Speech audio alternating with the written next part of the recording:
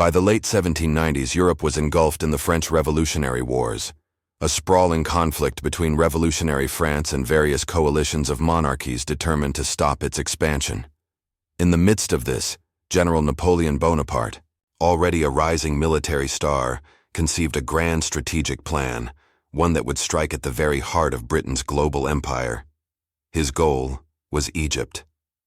Egypt was not merely a distant Ottoman territory.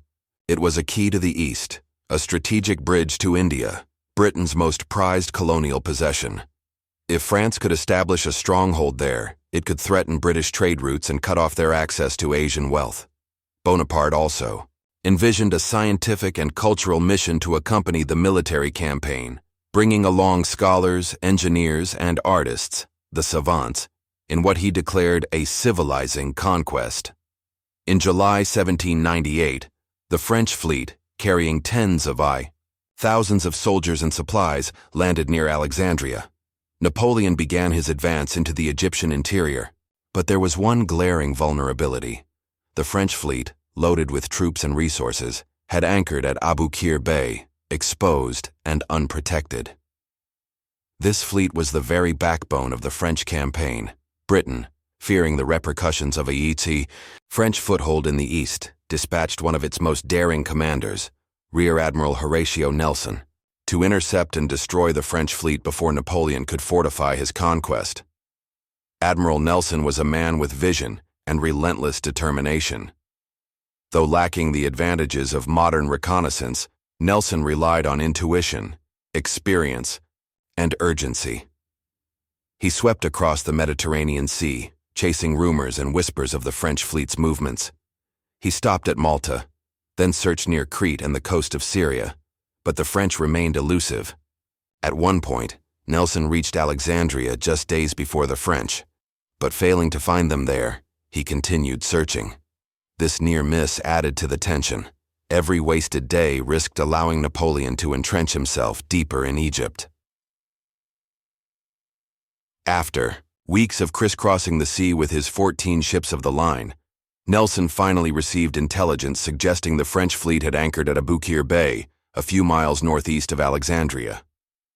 Upon arrival on August 1st, Nelson found the enemy, exactly where he hoped but with a twist. The French fleet was anchored in a strong defensive line, their broadsides facing seaward, and their flanks protected by shoals and shallows. Conventional wisdom dictated caution. Attack by daylight, assess the terrain, and avoid the dangerous inner shallows. But Nelson was no ordinary commander. He ordered an immediate assault, determined to catch the French by surprise and exploit any weaknesses in their anchoring formation. This moment marked the threshold between pursuit and confrontation. As the sun dipped over the horizon and cannon fire echoed across the bay, Nelson would orchestrate one of the most brilliant naval attacks in history. As Nelson's fleet approached Abu Qir Bay, late on the afternoon of August 1st, 1798, the French fleet lay at anchor in what they believed was a near impenetrable position. 13 ships of the line formed a crescent along the bay, with their broadsides facing the open water and their flanks protected by reefs and shallow sandbanks. The French commander, Admiral François-Paul Drouet, assumed that no sane enemy would dare attack under such conditions, especially not at night. Nelson, however, recognized the flaw in this logic. Instead of engaging in a standard line of battle from the seaward side, he sent half of his fleet between the French line and the shore, a maneuver considered nearly suicidal. But Nelson had deduced, with brilliant foresight, that the shallow water between the French ships and the coastline was deep enough for his own vessels. This would allow the British to double up on the French, firing from both sides at once, one of the rarest and most devastating tactics in naval warfare. Around 6 p.m., the first shots were fired. HMS Goliath, under Captain Thomas Foley, boldly led the charge around the French vanguard and opened fire at point-blank range. Soon, HMS Zealous, Orion, Theseus, and others followed, sliding into position and unleashing broadsides into the immobile and unprepared French ships. The surprise was total. French ships, still anchored, had limited room to maneuver. Their gun crews, many of them stationed on the wrong side, scrambled to return fire.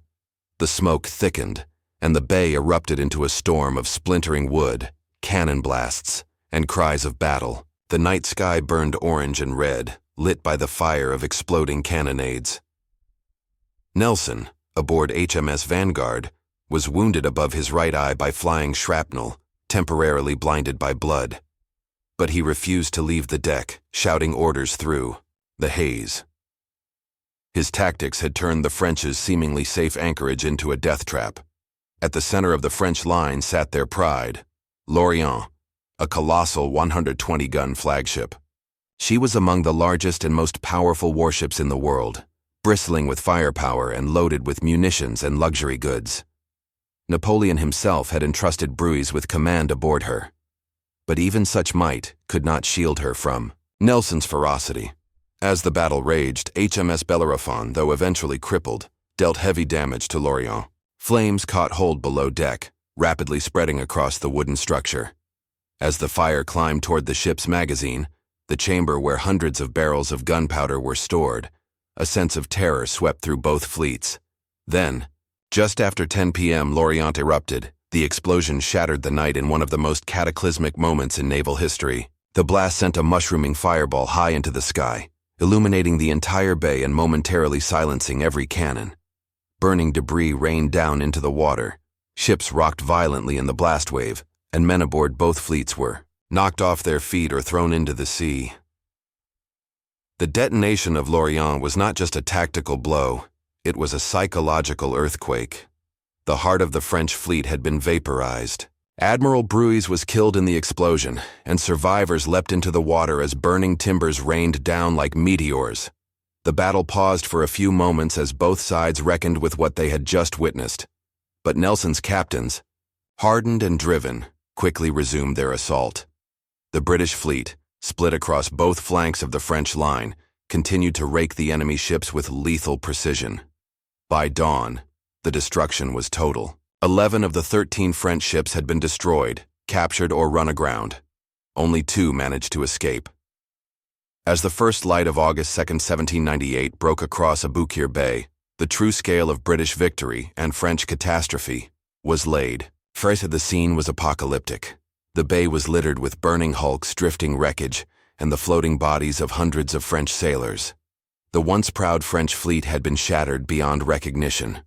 Of the 13 ships of the line that had anchored just a day before, 11 were either destroyed, captured, or burned to the waterline. Only Guillaume Tell and Généreux had escaped, fleeing into the Mediterranean like wounded beasts. The cost for the British? Remarkably low by comparison. Though Nelson himself was wounded, and ships like HMS Bellerophon were severely damaged, not a single British vessel was lost. Fewer than 900 British casualties had been sustained, astonishing for a night-long naval engagement against a superior positioned enemy. But beyond the numbers lay something even greater, a complete revolution in the rules of engagement. Nelson had attacked at dusk, a move considered reckless in the age of sail when darkness typically brought naval action to a halt. He had split his fleet, attacking both sides of the enemy line, something few admirals dared. And most importantly, he had exploited terrain the French thought impassable. This battle showed that fortune favored initiative, surprise, and boldness. The age of cautious naval line dancing was coming to an end. Nelson's tactics would shape British doctrine for decades, inspiring naval officers around the world. He had done more than win a battle. He had rewritten the very playbook of naval war. The Battle of the Nile was not just a tactical masterpiece. It was a strategic earthquake that shook the foundations of Napoleon's Eastern ambitions. To truly understand the brilliance of Nelson's maneuver at the Battle of the Nile, a visual reconstruction is essential. Using 3D modeling based on historical ship logs, eyewitness reports, and contemporary charts, we can recreate the precise geography of Aboukir Bay and see how Nelson turned a defensive fortress into a naval death trap. The French fleet, under Admiral Bruys, was anchored in a crescent formation, their bows facing northwest and sterns eastward, lined tightly in shallow waters. Their assumption, the bay's inner shallows near the coast were unnavigable, but Nelson's scouts had charted enough depth for passage. This miscalculation became fatal. In the 3D simulation, we watch as HMS Goliath swings around the French van and sails between the French ships and the coast. This unorthodox move allowed British ships to surround the front half of the French line, attacking from both seaward and landward sides. The tight anchoring of the French ships meant they couldn't rotate to return effective fire on both sides. They were boxed in. As darkness falls in the simulation, we see flashes of cannon fire light up the night. French decks are silhouetted in orange and red as British ships unleash broadsides in perfect synchronization. Then, we reach the climactic moment, the explosion of Lorient. The 3D sequence shows the fire spreading from the deck to the hull. Then suddenly, a blinding white-orange detonation, shattering the flagship and sending debris across a 2-mile radius. The simulation pauses to show the fireball from multiple angles, highlighting how the explosion rocked ships on both sides of the bay. This detailed 3D mapping brings clarity to the chaos. It reveals the subtle genius of Nelson's plan: speed, surprise, and superior maneuvering. The French, anchored and unaware, were tactically dissected by a fleet that moved like a scalpel in the dark. The Battle of the Nile wasn't just a turning point in the Napoleonic Wars.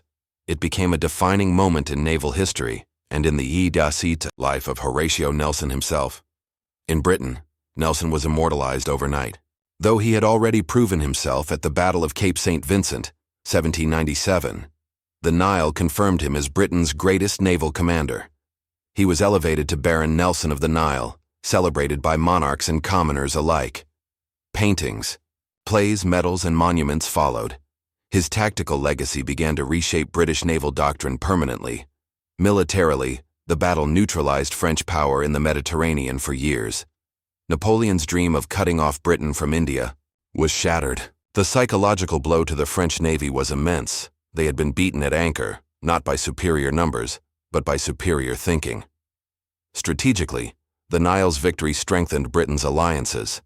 The Ottoman Empire, encouraged by the British show of force, formally joined the war against France. Russia, Austria, and Naples rallied in what became the Second Coalition, isolating Napoleon and limiting his options in Europe. But perhaps the most lasting legacy of the Nile is the example it set in leadership, innovation, and courage. Nelson had defied norms. He had attacked in darkness. He had trusted his captains to act independently. He had sailed where others wouldn't, and won a victory that reshaped the war. Even today, the Battle of the Nile is taught in military academies as a lesson in initiative, adaptability, and bold command. And for Nelson, it was only the beginning. The Nile lit the path that would lead to Copenhagen and ultimately to his defining triumph and death at Trafalgar.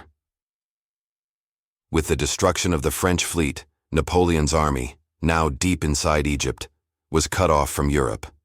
There would be no reinforcements, no resupply, and no retreat by sea. Though he would win land battles at the pyramids and against the Ottomans, the French campaign in Egypt quickly turned into a quagmire. Disease, desertion, and British naval dominance doomed it to stagnation. Back in Britain, Nelson was hailed as a savior. He returned not just as a victorious admiral, but as a national icon. Medals were struck, poems composed, and songs sung in his honor. Foreign powers, once hesitant, were emboldened to join Britain against France, leading to the Second Coalition. Politically, the ripple effects were immense. Napoleon's prestige was temporarily damaged in Europe, even as he spun the Egyptian campaign as a personal success. But strategically, the loss of the fleet at the Nile ensured that France could not establish a permanent presence in the East, nor effectively challenge British control of India. The British, on the other hand, had sent a clear message. The Royal Navy ruled the seas.